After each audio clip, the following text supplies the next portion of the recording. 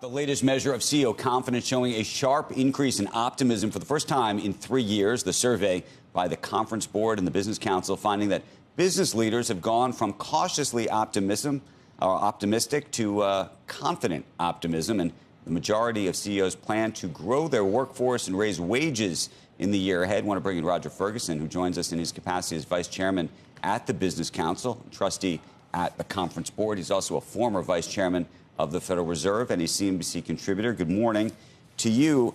I'm struck by the confidence, not because I wasn't expected insofar as there does seem to be this confidence, but when you go and you look, Roger, at what businesses are doing today in terms of investment in their own businesses, in terms of mergers and acquisitions activity, which is always a sort of a signal of confidence, it actually isn't as strong as you might think. Why is that?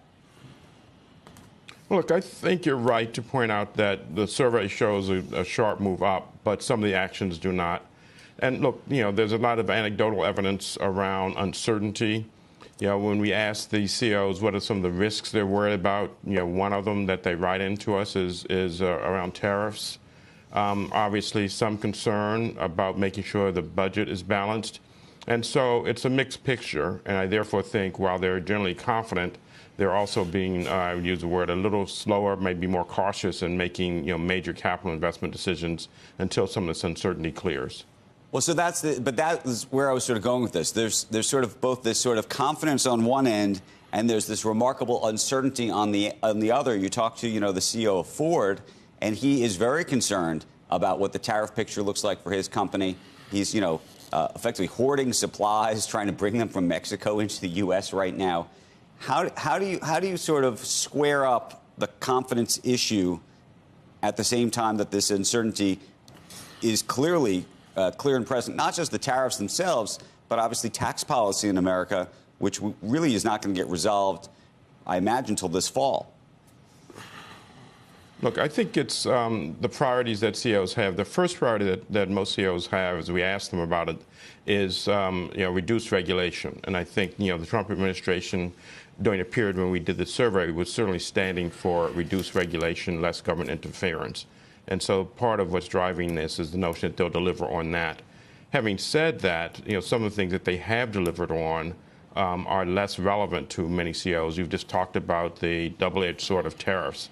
And so there are lots of businesses that put tariffs down as a risk factor and something they are less interested in.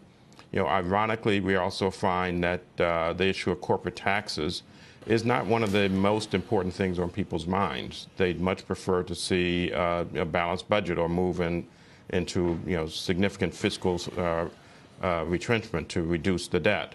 And so I think there's a slight disconnect between some of the things that CEOs care about and some of the things that the Trump administration has been driving. And the other thing, obviously, is immigration, which again, is a double-edged sword depending on how you run your company. So that is, I think, what's going on here, Andrew. As someone used to say to me, where you stand depends on where you sit, and what industry you're in, I think, drives how you see and feel the outcomes of the Trump administration thus far. Let's go to the immigration piece. And I'm one of the first people to say we have to get our house in order on the immigration front. At the same time, you'd imagine it's inflationary to the extent that there are businesses that are employing illegal immigrants, and that if they become legal immigrants, they're going to end up paying more. No, I think that's absolutely right. All of us believe that we should protect our borders. We should control who comes into the country. We should be very harsh vis-a-vis illegal immigrants, for sure, particularly those that have committed crimes. Having said that, some of the labor force growth that we've experienced that has kept inflation coming down has been because of the increase in the size of the labor force.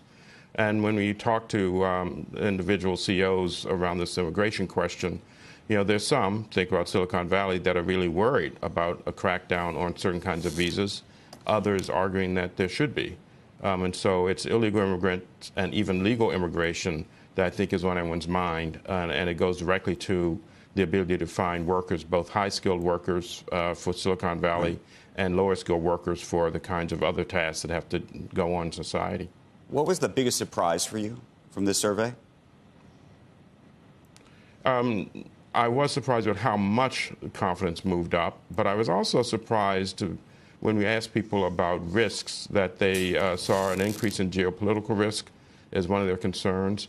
And the point I made earlier, people were writing in to us and otherwise signaling, a concern about tariffs. And the final thing is we ask them, thinking about the variety of things that are important. Reducing corporate taxes did not play up as much as reducing regulation and, importantly, fixing the budget situation in the country.